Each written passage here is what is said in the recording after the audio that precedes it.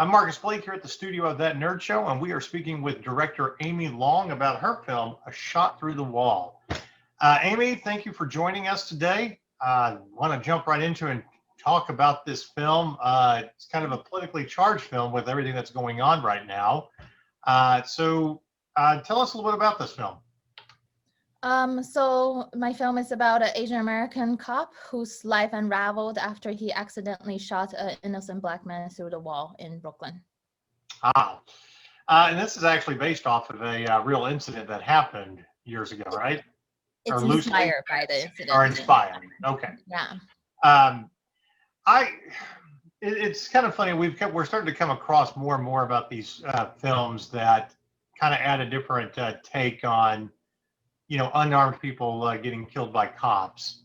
What I found very interesting about this is it's not a black and white story. There's not right or wrong. It's a complicated situation. And we get into this point where we think media can give us all the answers, and it really doesn't, and kind of, adds fuel to the fire. What brought you to this project?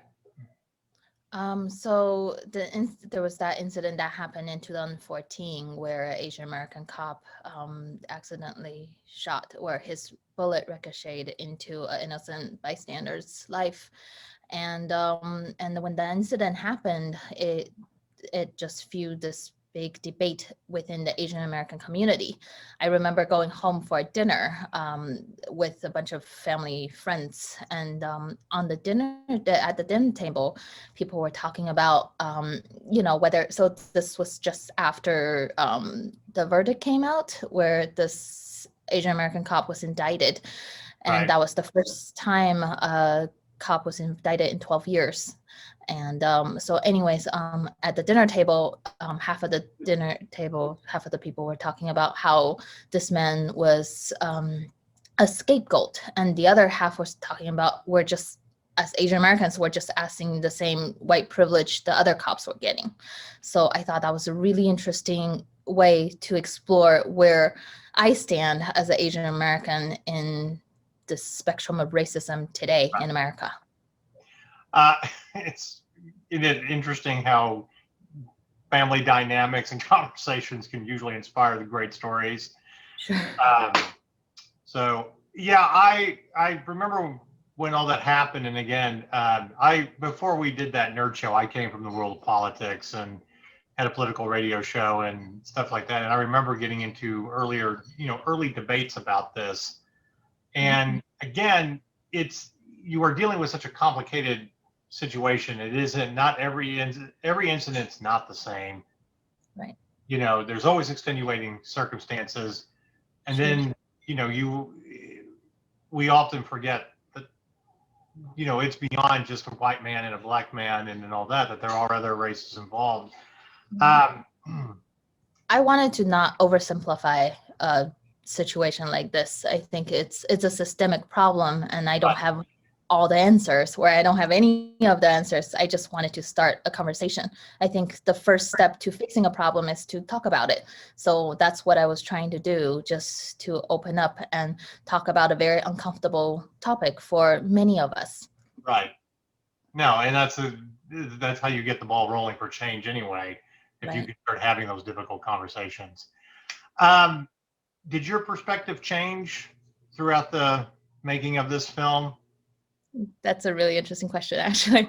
I think yes and no. I think I learned a lot more. I opened up my eyes a lot more in a lot of ways. I think I grew up with a certain set of mindset, a certain set of experience, where I did a lot of research and then realized, there are things that definitely I check my own privilege. Right. When I get pulled over in the middle of the highway, I never fear for my life. There's things that was put into perspective for me as I was educating myself with this film.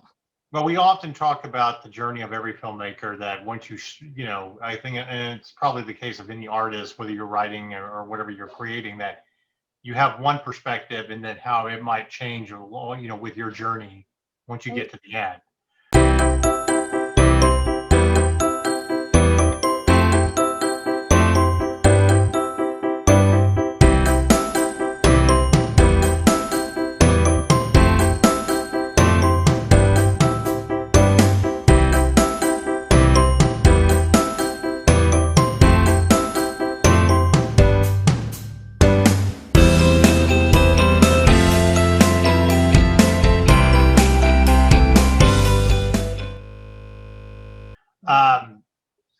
Now, in talking about this film, I freely admit I do not know hardly anything about the Asian community and how it reacts to this or its perspective.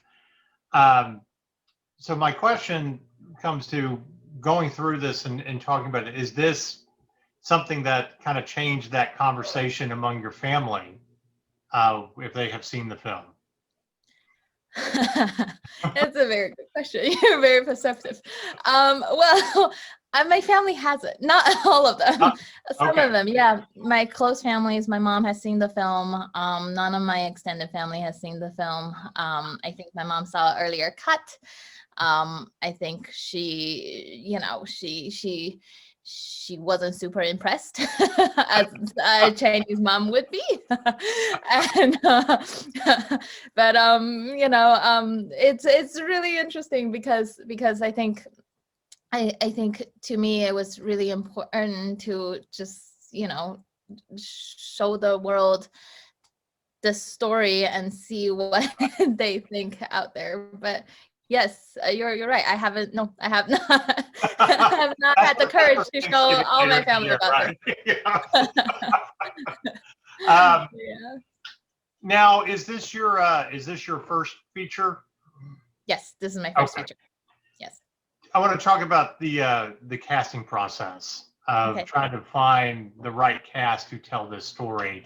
What is it that you look for? Authenticity. I was very specific in the characters I was looking for. I think I was very lucky to have a really amazing casting director, Pat McCorkle. She was very patient with me. We started casting in 2017 before, Crazy Rich Asians and the whole Right. the new Asian wave started. So we went to when we went to different cities, 9 different cities, and we saw hundreds and hundreds of people. And I was very lucky when Kenny Liu walked into my audition room. And I was really looking for that specific Chinese American Right. family. That's where I'm from. I think, we tend to get grouped together, the Chinese, Korean, Japanese, and all the other, Chinese countries, and we're all grouped together as Asians. I think within our community we have very little with huge differences, and to me it was really really important to be specific. And I had a writer friend from college who, when I was young and stupid and made the mistake of thinking that and it was funny because I did my history thesis in college on the Chinese Communist Revolution, but she was like, no, there are differences there. Let me point them out, and it was kind of it was a great learning experience as I was going through that time and studying a lot of history of that part of the world. So I think that's interesting that you bring that up and what you look for. And casting directors, boy, they can make or break your film and help save you a lot of grief. They never get yes, praised enough. yeah, no, definitely. So what is next with this film? We're at SLO right now, SLO Film Festival, and we're going to Cinequest next, and we have a few other festivals lined up. So yes, just what do you hope to what do you hope I'm sorry, let me rephrase that question. What is it that you hope that people get from this film? I just want people to have a conversation. I think I want my film to create an environment conducive to a conversation about racism today in America.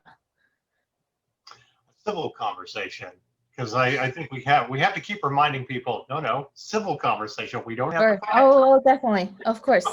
No, definitely. That would be good. Yeah.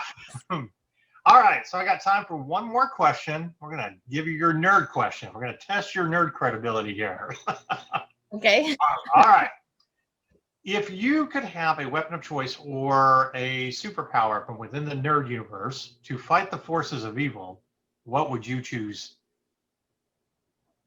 That's a good question. Invisibility. Oh, that's always a good one.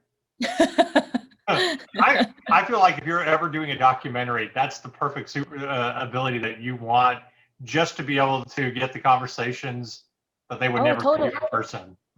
Oh, totally. Exactly. I mean, it's funny. I feel like it's a little bit of a contradictory. I want to have a voice. I'm a filmmaker, but at the same time, I want to be invisible and be able to, absorb and see everything. I don't know, but And isn't yeah, life just full of little ironies, though? I mean, I or know. yeah, or you could just point out that's part of the duality of an artist. Sure. No, that's great. I like that. I like that much better. That's great. Great film. I think you're right. I think that film, we need films like this that spark conversations to get us talking. That's how we move forward. Especially dealing with races that we don't fully understand, Sure. and not lumping everybody into the same group. Right. So, congratulations on your first feature. Thank Very you. excited to see where it goes and what you do next. Great. Thank you so much for having me. This has Thank been a you. lot of fun.